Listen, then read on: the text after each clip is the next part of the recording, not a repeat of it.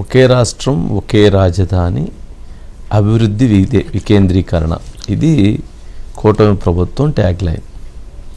ఈ నేపథ్యంలో వికేంద్రీకరణ దిశగా అంటే ఏంటి అన్నప్పుడు ఉత్తరాంధ్రకు సంబంధించినంత వరకు ఐటీ హబ్ని క్రియేట్ చేయటం, అదేవిధంగా రాయలసీమలో మ్యానుఫ్యాక్చరింగ్ సెక్టార్ని డెవలప్ చేయటం, కోస్తా తీర ప్రాంతంలో సముద్ర తీర ప్రాంతంలో ఎక్స్పోర్ట్స్ ఇంపోర్ట్స్ పోర్ట్స్ ఆ విధమైనటువంటి వాటన్నిటిని ప్లాన్ చేయటం, మ్యానుఫ్యాక్చరింగ్ అన్నీ వస్తాయి దాంట్లో.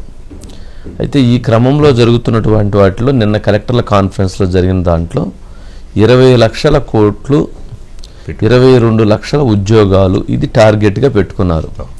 నిజంగా ఆ 20 లక్షల కోట్లలో సగానికి పైన ఇన్వెస్ట్మెంట్లు అయితే 20 లక్షల ఉద్యోగాలు గనక రాగలిగితే ఆంధ్రప్రదేశ్ రాష్ట్రంలో ఉన్నటువంటి ఈరోజు ఉన్నటువంటి ప్రతి ఒక్క యువతీ యువకులకి ఉద్యోగాలు వచ్చేటువంటి అవకాశం ఉంటుంది. ఆ విధంగా ఉద్యోగాలు గనక వచ్చినట్లయితే వాళ్ళ కాళ్ళ మీద వాళ్ళు నిలబడతారు. వాళ్ళు చదువుకున్న వెంటనే మంచి జాబ్స్ వస్తాయి, మంచి శాలరీస్ వస్తాయి, వాళ్ళ లైఫ్ కూడా బ్రహ్మాండంగా సెటిల్ అయ్యేటువంటి పరిస్థితి ఉంటుంది. ఫ్యామిలీస్కి దగ్గరగా ఉంటారు, తల్లిదండ్రులకు దగ్గరగా ఉంటారు, కుటుంబాలకు దగ్గరగా ఉండేటువంటి పరిస్థితి ఉంటుంది, ఖర్చు తగ్గుతుంది. ఇట్లా చాలా ఫెసిలిటీస్ని వాళ్ళు క్రియేట్ చేసుకోగలుగుతారు. ఇలాగే ఎక్కువ ఇండస్ట్రీస్ ఐటీ హబ్స్ ఇట్లన్నీ రావటం వలన కాంపిటీషన్ కూడా పెరిగి తొందరగా వాళ్ళకి మంచి ఆపర్చునిటీస్ కూడా పెరిగేటువంటి అవకాశం ఉంటుంది. ఈ విధంగా 20 లక్షల కోట్లు 22 లక్షల ఉద్యోగాలు అనేటువంటి దాంట్లో 771 ఇండస్ట్రీస్, ఏదైతే ఐటీ కావచ్చు, ఇండస్ట్రీస్ కావచ్చు, టూరిజం కావచ్చు, హాస్పిటాలిటీ కావచ్చు, మ్యానుఫ్యాక్చరింగ్ కావచ్చు, పోర్ట్ రిలేటెడ్ కావచ్చు, విద్యుత్ సెక్టార్ కావచ్చు, అగ్రికల్చర్ సెక్టార్ కావచ్చు, ఇట్లా ప్రతి సెక్టార్కి సంబంధించినటువంటి మొత్తం కలిపి 771. వీటిని కనుక లాంచ్ చేసినట్లయితే, వీటిని కనుక ఎగ్జిక్యూట్ చేసి గ్రౌండ్ చేసినట్లయితే మొత్తం దిశ మారుతుందనేటువంటి దాన్ని నిన్న క్లియర్గా చెప్పడం జరిగింది. దీంట్లో టెక్నాలజీలో గూగుల్ కానీ, ఇప్పటికే టీసీఎస్ కానీ, ఐబిఎం కానీ, కాగ్నిజెంట్ కానీ, సిఫీ కానీ, ఎల్జీ కానీ ఇవన్నీ ఒప్పందాలు చేసుకొని ఉన్నాయి. అట్లాగే ఇండస్ట్రీస్లో భారత్ పెట్రోలియము, రేమండ్, ఎస్ఎస్సి, బెర్రీ ఎల్ఐఎస్, పీసీబీఎల్, యాక్షన్ టీసా, లౌరస్ ల్యాబ్ ఇవన్నీ కూడా ఆల్రెడీ ఎంఓయూలు అయి ఉన్నాయి. రెన్యూబుల్లో Tata power, premium energies, Indosol, ReNew power, Greenko ఇవన్నీ ఎంఓయూలు అయి ఉన్నాయి. ఆల్రెడీ కొన్ని ల్యాండ్ కూడా అయి ఉన్నాయి, ల్యాండ్ అయ్యి వాటికి సంబంధించిన వర్క్స్ కూడా జరుగుతున్నాయి. హాస్పిటాలిటీ రంగంలో Mayfair, Taj, Oberoi, ITC hotels, lemon tree, Daspalla ఈ హోటల్స్ అన్నీ ఆల్రెడీ వాటికి సంబంధించి ఎంఓయూ వాళ్ళు పనులు మొదలుపెట్టున్నారు. రిటైల్ ఫుడ్ ప్రాసెసింగ్లో Reliance, Lulu, 3FM oil, S international ఇట్లా ప్రతి ఒక్కటి ఇవన్నీ వచ్చినాయి. ఇక ఇట్లా చూసుకుంటా పోతే లిస్టు చదవాలంటే 771 కంపెనీలు ఉండే ఇట్లాంటివి. వీటన్నిటికి సంబంధించి ఎగ్జిక్యూషన్ జరుగుతుంది, బాగానే ఉంది. అంతా బాగా ఉంది కదా వినటానికి, ఇదంతా బాగా ఉంది వినటానికి, చక్కగా ఉంది. కానీ ఇక్కడే ఒక పెద్ద ప్రమాదం, కొన్ని విషసర్పాలు రెడీగా తయారై ఉన్నాయి. విషసర్పాలు ఎలా తయారై ఉన్నాయి అంటే, ఏదైతే ఈ గూగుల్ కానీ లేదా వీటన్నిటికి సంబంధించినటువంటి వాటిని అడ్డుకునేటువంటి ప్రయత్నాలు చేస్తున్నాయి. ఎలాంటి ప్రయత్నాలు చేస్తున్నారయ్యా అంటే, ఎక్కడైతే ల్యాండ్ ఎక్విజిషన్ చేయాలి, ఎక్కడైతే ల్యాండ్ సేకరించాలో ఆ భూముల్లో వివాదాలు సృష్టించి కోర్టులో కేసులు వేసి పెండింగ్ పెట్టేటువంటి ప్రక్రియ చేపడుతున్నారు. ఆ వివాదాల్లో ఉన్నటువంటి ల్యాండ్లో ఉన్నటువంటి వాటిని వాళ్లే కొని వాటిని వాళ్లే కోర్టులో కేసులు వేసి ఆ ల్యాండ్ రాకుండా చేయాలనేటువంటి ప్రయత్నాలు చేస్తున్నారు. కొంతమంది కోర్టులో కేసులు వేసి ఇవన్నీ ఇవ్వటానికి లేదు అని ఆపే ప్రయత్నం చేస్తున్నారు. ఉత్తరాంధ్రలో నిన్న 9 కంపెనీలను ఆపేందుకు ప్రయత్నం చేసినటువంటి ఎంపీ గారిని మనం చూసాం. వైఎస్ఆర్సీపీ ఎంపీ గారు కోర్టు న్యాయస్థానం వారిపైన అక్షంతలు వేయటంతో సరే వారు దాన్ని విరమించుకున్నట్టు జరిగింది. ఇలాంటివి ఒక ల్యాండ్కి సంబంధించిన డిస్ప్యూట్ సృష్టించడం, అట్లాగే న్యాయస్థానాలను ఆశ్రయించడం. ఇంకో కొన్ని విషసర్పాలు అయితే ఎవరైతే ఈ కంపెనీలు ఇన్వెస్ట్మెంట్ చేసేటువంటి వాళ్ళకి మెయిల్స్ రాస్తున్నారట, ఇక్కడ ఇన్వెస్ట్మెంట్ చేయొద్దు, మీకు భవిష్యత్తు గ్యారంటీ లేదు, మీరు రావద్దు, ఇక్కడ పెట్టుబడులు పెట్టొద్దు అనేటువంటి దాన్ని వాళ్ళు పదే మెయిల్స్ని కమ్యూనికేట్ చేస్తున్నారట. ఇది ఎంత దారుణం అండి. అది ఒక 3 అంశం. 4వ అంశము, అసలు వీటికి సంబంధించినటువంటి ఇక్కడ పెట్టుబడులు పెడితే మీకు ఈ ప్రమాదాలు వస్తాయి, ఈ సమస్యలు వస్తాయి, ఇవన్నీ మీకు ఇబ్బందులు వస్తాయి రేపు భవిష్యత్తులో ఎట్లాంటి ఇబ్బందులు వస్తాయి అని చెప్పని ఇంకొక వాళ్ళకి మెయిల్స్ లెటర్స్ ఇట్లా ఒక కమ్యూనికేషన్ జరుగుతుందట. ఈ అసలు ఇండస్ట్రీ సెక్టార్కి సంబంధించి అయితే వీళ్ళకి పర్మిషన్స్ ఇవ్వద్దని ఇండస్ట్రీ సెక్టార్కి పొల్యూషన్ కంట్రోల్ బోర్డుకి ఇట్లా వీళ్ళకి లెటర్లు రాస్తున్నారట. దీనికోసం ఒక స్పెషల్ టీం ఎగ్జిక్యూట్ చేసి ఒక స్పెషల్ టీం దీనికోసం పనిచేస్తుందట. ఏది వీటిని చెడగొట్టడం కోసం, వీటిని రానియకుండా ఉండటం కోసం, రాష్ట్రాల్లో వీటిని ల్యాండ్ అవటం లేకుండా చేయటం కోసం, వీటన్నిటికీ ఒక పెద్ద స్కెచ్ వేసి ఒక పెద్ద టీంని ఎగ్జిక్యూట్ చేయటంతో వీళ్ళు చాలా సీరియస్గా వర్క్ చేస్తున్నారు అనేటువంటిది ఇప్పుడు బయటకు వస్తున్న అంశం. ఎందుకనంటే గూగుల్, టీసీఎస్ వీటన్నిటి మీద మనం ఒకటి చూసాం.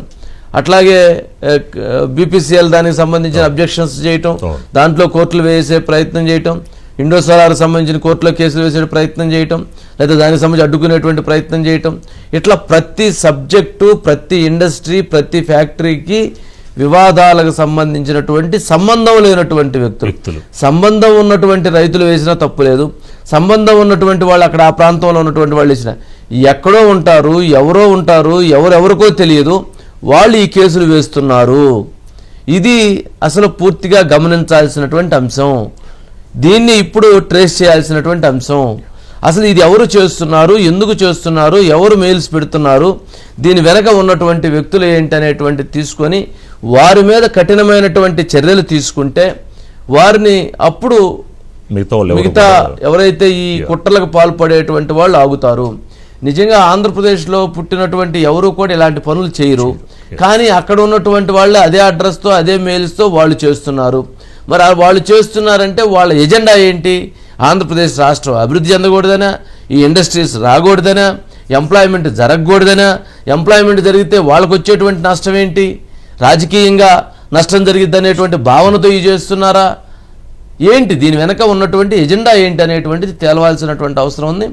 దీని మీద కూటమి ప్రభుత్వం తక్షణం దీనికి సంబంధించినటువంటి రివ్యూ చేసుకోగలిగితే అసలు సమస్య అంటే నిన్న వాళ్ళు మాట్లాడుతున్న దాంట్లో సార్ మాకు ఈ సమస్యలు ఉన్నాయంటే ఇంకొకరు మాకు ఈ సమస్యలు ఉన్నాయి అంటున్నారు. అంటే సమస్యలు అంటే ఎన్ని సమస్యలు వస్తున్నాయి, అంటే ఇన్ని సమస్యలు ఎందుకు ఏర్పడుతున్నాయి, ఏంటి, ఎవరు దీని వెనక, ఇది స్టడీ చేయాల్సిన అవసరం ఉంది. బయట సార్ బయట ప్లే చేయండి. స్టేట్లో బిగ్ ఇన్వెస్ట్మెంట్స్ వచ్చి కొన్ని ప్రాంతాలకే పరిమితం అయితే ఆ ప్రాంతాలే బాగుపడతాయి. వాళ్ళకే ఎక్కువ ఎంప్లాయ్మెంట్ ఆపర్చునిటీస్, లేకపోతే పర్ క్యాపిటల్ ఇన్కమ్ పెరగడం, ఇవన్నీ వాళ్ళకే జరుగుతాయి. అందుకే నేను డీసెంట్రలైజ్డ్ డెవలప్మెంట్ అంటున్నాను. Visakhapatnam region up to west Godavari, పాత east Godavari, Amaravati region development, west Godavari నుంచి ప్రకాశం వరకు, అదే మరి తిరుపతి రీజనల్ డెవలప్మెంట్, నెల్లూరు నుంచి కర్నూలు వరకు. దీనికి 3 కూడా యాక్షన్ ప్లాన్స్ తయారు చేశాం. యువరాజ్ ఇది కన్వీనర్ ఫర్ విశాఖపట్నం, అమరావతికి వచ్చే కొద్దికి సురేష్ ఇది కన్వీనర్ ఫర్ అమరావతి, అదే మరి మీనా గారు ఇది ఇన్ఛార్జ్ ఆఫ్ తిరుపతి. ఈ 3 కూడా పెట్టి ఒక డెవలప్మెంట్ కోసం మనం ముందుకు పోతున్నాం. మరి అంత విజన్ అంత ప్లాన్ చేస్తే వాటిని అన్నింటినీ ఆపే వీళ్ళు ఇండస్ట్రీస్ తేటం, ఇన్వెస్ట్మెంట్స్ తేటం ఇవన్నీ ఒక పద్ధతి. వీటిని ఎవరైతే బ్రేక్లు వేస్తున్నారో, ఎవరైతే కోర్టులు కేసులు వేస్తున్నారో, ఎవరైతే పిటిషన్లు పెడుతున్నారో, ఎవరైతే ఆ ఇన్వెస్ట్మెంట్స్ లేకుండా కంపెనీ లెటర్లు రాస్తున్నారో, మళ్ళీ వీటన్నిటినీ రివ్యూ చేసుకోవడం ఒక పెద్ద పని అయిపోయిందని ఒక ఆఫీసరు చెప్పడం ఆశ్చర్యకరం. ఇవన్నీ వెరీ బ్యాడ్. అట్లా చేయటం అనేటువంటిది మంచి పద్ధతి కాదు. సురేష్ గారు ఏంటండి, మొత్తానికి 20 లక్షల కోట్లు, 22 లక్షల ఉద్యోగాలు, నిజంగా ఎంప్లాయ్మెంట్ చాలా వరకు చాలా సమస్యలు తీరతాయి రాష్ట్రానికి. ఏంటి వీటి మీద? వంశీ గారు మీరు చెప్పినట్టుగానే నిన్న కలెక్టర్స్ కాన్ఫరెన్స్లో గతంలో చేసుకున్న మొత్తం 771 ఒప్పందాలకు సంబంధించి అవి ఎలా గ్రౌండ్ అయ్యాయి అంటే మీరు సీఎం గారు చెప్పినట్టే వికేంద్రీకరణ 3 ప్రాంతాలు అంటే రాష్ట్ర అభివృద్ధి దృష్టిలో పెట్టుకుని ఒప్పందాలు చేశారు. మీరు చెప్పినట్టుగానే ఆయా జిల్లాలో ప్రతి జిల్లాలో కూడా ఎన్ని ప్రాజెక్ట్స్ వచ్చాయి, ఎన్ని ఎంఓలు వచ్చాయి, ఎన్ని గ్రౌండ్ అయ్యాయి, ఎన్ని ఇంకా గ్రౌండ్ కావాల్సినాయి, ఎన్ని ల్యాండ్ కట్టే అలా క్లియర్ చూశారు. ఉదాహరణకు మనం చూస్తే అనకాపల్లి తీసుకున్నారు. అనకాపల్లిలో RSLR మెట్టాలి రేపు 23వ తారీఖున ఆర్ఎస్ఆర్ మిట్టలకు సంబంధించి శంకుస్థాపన కూడా 23వ తారీఖున చేయబోతున్నారు. 70,000 కోట్ల రూపాయలు దానికి సంబంధించి ఆర్ఎస్ఆర్ బిట్టలు వస్తుంది. అదేవిధంగా అనంతపూర్ తీసుకుంటే అనంతపూర్లో రేమండ్ గ్రూపు 1747 కోట్లతోటి రేమండ్కి సంబంధించి ఆల్రెడీ క్యాబినెట్ కూడా క్లియరెన్స్ వచ్చింది, అక్కడ క్యాబినెట్ ఉంది. చిత్తూరులో ఫుట్వేర్ అంటే ఆయా ప్రాంతాల్లో దొరికే ముడి సరుకు దాన్ని దృష్టిలో పెట్టుకుని అదేవిధంగా వికేంద్రీకరణ కూడా చిత్తూరులో ఫుట్వేర్కి సంబంధించిన దానికి చెకప్ చేశారు వంశీ గారు. అదేవిధంగా కర్నూలులో మీకు తెలుసు ఓర్వకాళ్ళకి మనకి నోడ్కి కేంద్ర ప్రభుత్వం కూడా ఆమోదించింది. సిగాచి ఫార్మాస్యూటికల్స్కి అక్కడ కర్నూలులో ఆమోదం తెలిపారు. ఇక నెల్లూరులో అంటే దుగ్గరాజపట్నం ఇవన్నీ రామాయపట్నం ఇవన్నీ పక్కన పెడితే నెల్లూరులో టాటా పవర్ వాళ్ళు రెన్యూవబుల్ ఎనర్జీ వాళ్ళు దాదాపు 7,000 కోట్లతోటి అక్కడ దానికి ఇఫ్కో దాంట్లో పెట్టుబడి పెడుతున్నారు. అదేవిధంగా అన్ని జిల్లాలు కూడా వంశీ గారు మీరు అన్నట్టుగా కర్యాడ్ అంటే ప్రకాశం జిల్లాలో బీడీఎల్ వాళ్ళు దొనకొండలో డిఫెన్స్కి సంబంధించి అది పెడుతున్నారు. అదేవిధంగా సత్యసాయి జిల్లాలో భారత్ ఎలక్ట్రానిక్స్ వాళ్ళు అక్కడ పెడుతున్నారు. ఎల్జీ శ్రీ సిటీలో ఎల్జీ ఇంకా కార్యరూపం దాస్తారు. అందుకే ఇవన్నీ కూడా రివ్యూ చేసి ప్రతిదీ కూడా గ్రౌండ్ కోసమే నిన్న మీటింగ్లో డిస్కస్ చేశారు వంశీ గారు. రైట్ అండి సురేష్ గారు.